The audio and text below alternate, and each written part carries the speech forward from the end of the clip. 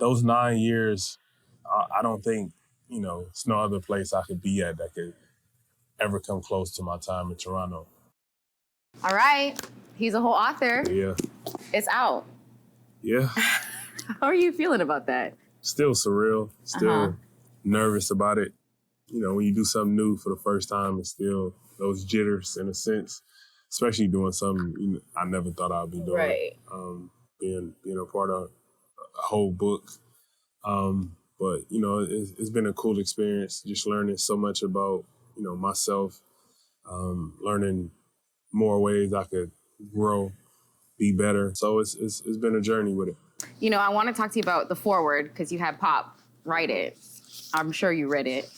But one of the things he said was, amidst the influences present, many of which are not conducive to a life of order, safety, and success, one learns that childhood world of simple play and joy may just be a myth that needs adjustment and a heavy dose of reality. Mm-hmm. Did you ever think someone like Greg Popovich could see you that clearly? No. Mm-hmm.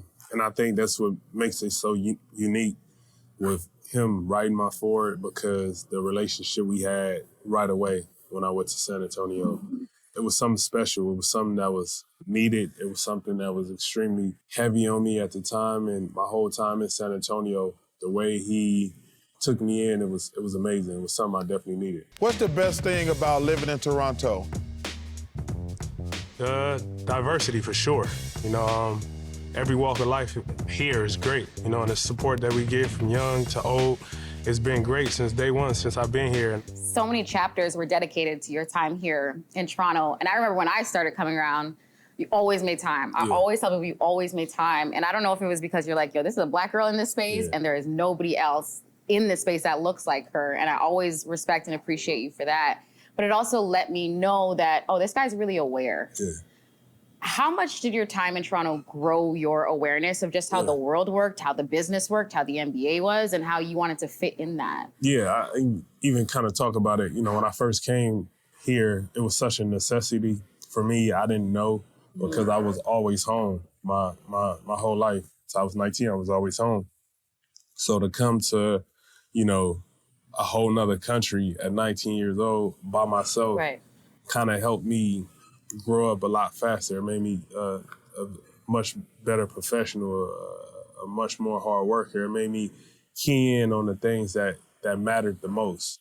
And with that, I know how I felt being alone, leaving practice, going home by myself, being home it was such a lonely feeling. Right. And I used to just be so excited to interact and be around a new surrounding, meet new people. So I never wanted to be problematic towards other people's time, because if you feel as lonely as I felt those days and nights I was at home, you wouldn't take those moments for granted whenever it was time to do something. And I carried that through my whole career. So I don't take nothing lightly when it comes to, even today, you said I was early. To me, that's... they don't make them like this anymore. Coming early for an interview. You know what I mean? So it's like, I take a lot of those things serious, because, it's just to me, that's just a normal thing. Make reads, make other guys make the read. The other way. Hurry up, time to go home. Thank you, guys. Sometimes it sucks when you have a childish teammate. Come on, I'm trying to work. That was a terrible answer. You worse than my 4-year-old, bro. No shock that Kyle obviously made it into this book, but I think what was surprising to those that might not know, it's not like you guys got on right away. Yeah. What broke that wall for you both, do you think, that has led you to have the bond and brotherhood that you have now? His will to work and his will to win was so evident whenever we was at practice, whenever it was time to go to work, whatever it was time to do anything work-related, he was so, on point with everything he did. And to see how he played and competed on the court, it drew me in even more, because that's what type of person you want to, go to war with. Right. And he showed it every single night. And it was a game where, it was a letdown. He left it all out there on the court. And from that moment on, I just knew I was going to ride for Cal from then to now. You know, you think about Toronto and what you've shared it's given you. Have you ever considered what you might have given this city as we're thinking about retiring jerseys, as we're thinking about legacy, the next guys coming up? Yeah. Have you thought about your contribution? No, because I always look at it from the point of what they did for me. You know, it's hard at times to look at it like what I've done because I feel like people don't give themselves permission to. Yeah, because then it's like you're too cocky or you're, you know. Yeah. I want to give you space to like look at what you've given this city. Yeah, it's so humbling in so many ways every time I come back here and play. When I see certain memories, those 9 years, I don't think, you know, there's no other place I could be at that could ever come close to my time in Toronto.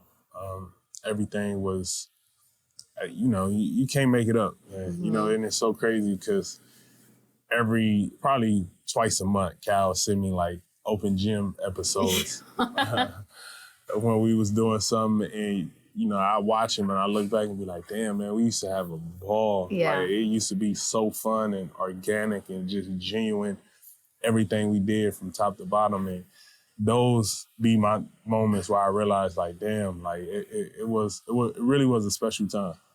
When you think about just jerseys being retired, obviously Vince is going up to the rafters. You ever think about yours one day going up to the rafter, and what would that mean to you? We talk about it sometimes with Cal because obviously, you know, it's a thigh. I will play Cal. I hope so. Yeah. You know, but we always talk more so about his, and it's one of those things that, you know, because there's no jerseys retired, right? Yeah. And we always used to talk about that. And it's like, you know, obviously we always want to see Vince's jersey up there. And now seeing him be the first one to go up as it should be, you know, just the thought about, you know, seeing my number up there. I mean, the thought just gives me the chills because it just takes me back to those 9 years of where I just try to give everything I had to the organization. A massive roll of the dice by the Toronto GM, Masai Ujiri. The Spurs will send Kawhi Leonard and Danny Green to the Raptors for DeMar DeRozan. I felt like I wasn't treated with what I sacrificed for 9 years. It's BS to me. I'm interested to learn because sometimes when you've gone through it, like you have growing up, you're like, I've been through the worst. What else can touch me? Yeah. And then you have the breakup with the Raptors. Was that one of the hardest breakups you've had to dealt with? And were you shocked of how much of a toll it mentally might have taken? Yeah. It was beyond difficult for me because, you know, I invested so much, not just on the court, off the court as well. I grew here. I learned so much here. I became a father during my time here. You know, I was 19 when I first came. So everything from my highs and lows career-wise happened here. And so much life-wise happened here as well.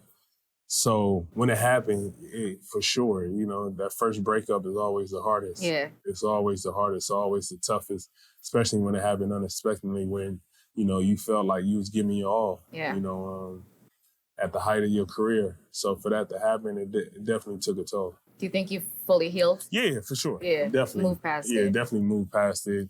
No animosity, no nothing. Like it was just, you know, you look back at it and you find so much appreciation and even having the opportunity to do the things that I've done here, the opportunity to still be loved here, the opportunity to even be mentioned about having a jersey retired. Like you so many positives that come out of it that some people will never in a whole career have an opportunity to do with a franchise. So from that, I'm more than grateful for my opportunity to be here, to be drafted here, to be such a staple in, you know, basketball history when you speak of Toronto. You talk about fatherhood, and so much of your fabric is your dad. Yeah.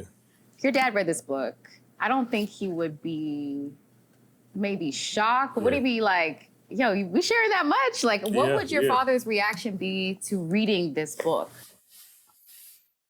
I think my dad, to be honest, I think I've never seen my dad like break down until like, you know, later years where obviously I was older and, he seen me accomplish so much. So I think he'll really be emotional reading his book, without a doubt. He'll be emotional, from so many ways. So I think this will be one of those books where, he'll shed a tear. Yeah, I think, when you think about being parents, as we both are, you don't think those little mundane moments matter, but then you share the point where he's like, look up at the stars. Like, you can see it so clearly here in those moments. How much did he just mean to you as a figure, as an influence, but just someone that showed you that life can be different and life is what you want it to be and you can get it? Yeah, man, it was everything because I looked up to my dad so much. I thrived to want to be my dad. I think every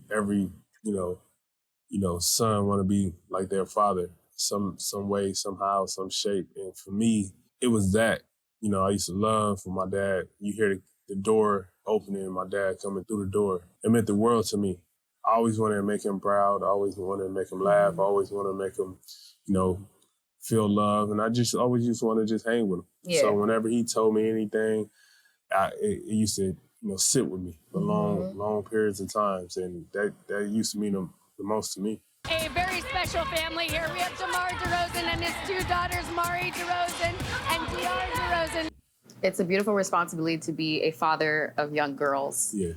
How has fatherhood changed you in terms of how you're able to be vulnerable and show your young girls and young son that it's all right. We can have these open conversations. Yeah, it's big because, especially my 4 daughters and being young ladies, the love and joy that they need, I try to give them. And even, my son, me, every time I'm with my son, I always think about how I was with my dad, right. And so many moments now, like my son just, all he do is watch me on YouTube and do the moves I do, like even the other day, like I got him the Kings jersey, but he still wears Bulls jersey underneath his Kings jersey. Right. You know what I mean? It's like he doing little fadeaways and falling on the ground, screaming, and it's like those moments with my kids mean so much to me. Right. But you see so many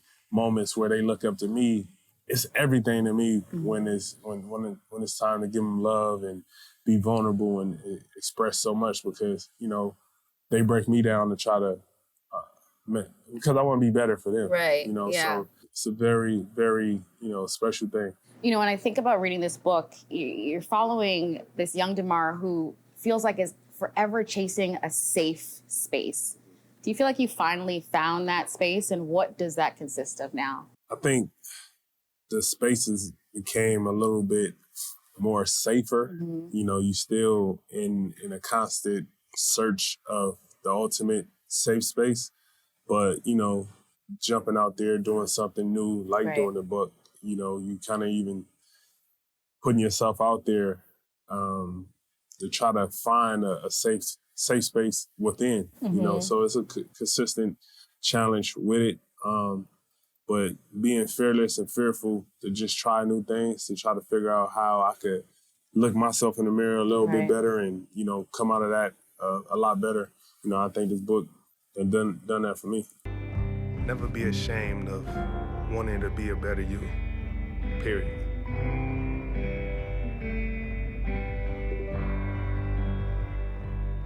There are so many experiences that you are so open about sharing. I'm wondering, when you're reading back this book, are you not just sitting there like, damn, I went through some shit? Yeah.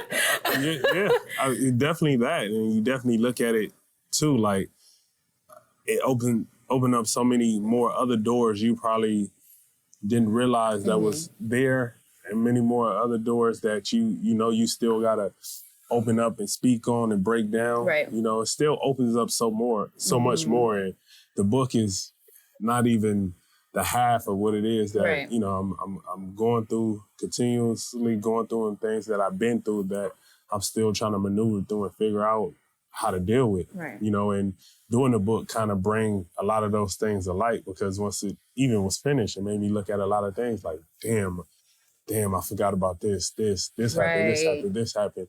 And it makes you, take a full circle and realize, like, all right, I got some correcting I got to do. Was there anything while you're finishing and going back and being like, "Ooh, I could really unpack this, or I can lean a little bit more in this issue," that you wish you could have told young DeMar, who was just sort of navigating and surviving? Yeah, like I always hear those stories when people say what's something you could tell the younger version, but sometimes you don't want to, because sometimes you got to go through those processes to be the person that I am today. And a lot of things I went through gave me the humble mindset that I have now, the empathy. Even before I thought about writing a book, I always wanted to come off as a respectable, fearless individual. You know what I mean? I try to treat everybody the same. I always try to come off and be that positive light whenever I come across somebody. So I think without a lot of those hardships early on, I wouldn't have came in the league with that type of mindset. Right. So I'll leave it all alone. I love that you took liberties in this book. Said, I was never bad at a sport. I was great at everything. I'm like, of course you're going to write that about you. You have stuff in your own book. Yeah. But I think that speaks to identity. You identify yourself as an athlete, and that sort of was an armor in terms of how you were able to navigate space. How do you identify yourself now? How I want to identify myself now is, I just want to be the best man I could be. I've been through so much. I put so many people that care about me through so much. And, I think this whole journey is me just really want to completely, break myself down in a sense and kind of bring so much stuff to the light so I could kind of work on those things, because it's so easy to get in a comfortable space where you just become content with life and you just continue to be one way.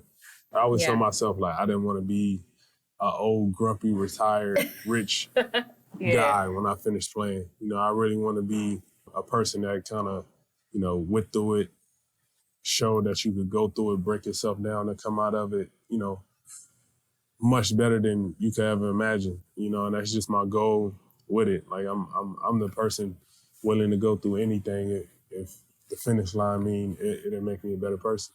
One of the first, I think, interviews I've ever had with you, we were talking about your Kobe's and how you were wearing nothing else but the Kobe's years and years ago. And you share so much about the level of mentorship that you're able to get. In ways, when we think about Kobe, we know on the court he was a dog. There was nobody that was touching him there. But mentally, there was ways in which he showed up and functioned and navigated that I'm sure you were only privy to. Can you share how you've learned how to navigate things as a man through Kobe's lens? Yeah. One thing he consistently tried to do was challenge himself in different ways to give him an edge, whether if it was in a competitive way or in a life way of being fearless, and trying, doing things and not being scared to fail, and I think I take a lot of that, from him, because sometimes you gotta put yourself out there and learn from the trial and error with a lot of things. Even so much trial and error I've learned from writing a book, and understanding and figuring out how I can mend so many relationships of with people in my life that I probably, damaged in certain ways because of, my own insecurities or certain things I was dealing with. And just, being fearless more so than anything. Right. And that's one thing I took from it. I try to carry that with a lot of things I do. You think about the fact that you've kind of migrated into this vet leader. I talked to Fred, talked to Pascal. You're the guy that was showed them what it was to be a leader, but it's not something that you fully stepped into right away when you entered.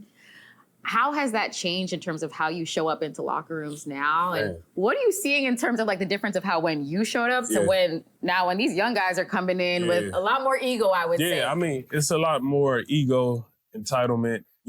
Times has changed, and so much has changed from, when I came in the league, when you're speaking on leaders and vets. And I try to still be that last staple of what I feel a leader and a vet should be when it comes to a locker room, and not necessarily talking about it, but leading by example, and that's one thing I always try to do was lead by example and show the way and give the game in ways that older guys gave me, and not just on the court, off the court as well. I learned so much from a lot of veteran players that stuck with me, that a lot of, those vets I had don't even know the things that they did help me. Right. You know, and that's how it should be, because what you do every single day, young guys see. And they should be able to see and understand, like, all right, D doing this. He been around for a long time and have this much respect. I want to have that. So let me make sure I do this, this, this, and this. And, you know, I just try to lead by example more than anything.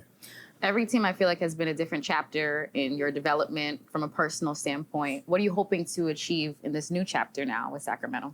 The same. You know, one thing with me, I try to just be consistent more than anything. Be consistent. You know, I do everything that I need to do on the court, you know, still be consistent with everything else, and then take care of yourself. And sometimes you just got to find that right fit that brings the whole success. But for me, I just control everything I can. So when it's time to come in a group setting, you know, we could kind of make this thing work the best. You know, I feel like, you know, I've been in the league so long at this point. Right. Everybody know what you're going to expect from me. You know, now it's just about putting it all together and trying to make the most of it. I asked this question last, and it's well out of order. But you're going around, you're talking about this book, a book that centers mental health, which means you're opening a lot of wounds. Yeah. It's tiring. Yeah. I don't know if you remember your first real therapy session, but I knocked out for a 3-hour nap after. So truly, DeMar, how are you doing? Right now, it's very emotionally draining, like you said, because this is my first, you know, last couple of days. This is all I kind of been locked into with the book, and you know, I haven't got a second or a chance just to myself to kind of let it all sink in, and realize what needs to be done after this, because this ain't it. It just ain't like the book is out and now I'm all fine and dandy. Right. More so like, all right, what, how, and what needs to be done to kind of take care of a lot of things that I may feel, you know, and kind of get myself back recharged in a sense, mentally and emotionally, because it's a lot, you know, it's a lot that come with it. You know, you know, I put a lot out there in a lot of ways, and, you know, some things I gotta go back on and kind of, you know, fix in a sense, right? You know, and so right now it's just I love being here with you. I love doing all this, but in the same token, it's like, you know, I can't wait just to take a breath and kind of breathe and figure it out from there. It's a lot on your shoulders. You had that pinned tweet. What was it? Don't worry, I got us. Yeah. How can we have you? Oh man, just love and support, man. It's hard to have real, genuine love and support, and that's what got me through my time here. What got me through my time after the fact was the love and support. You know, every time I come back here, the love and support was always there. The joy that I feel coming here, sometimes that's what we all need as humans and individuals to get through whatever it is we're going through. DeMar, congratulations. You're a whole author now. I know. But what you've done, I think, not only for just young men to be so bold in this journey is life-changing. And I thank you for all that you've done for our community, but also just our generation too, with this conversation. Thank you so much. Thank you.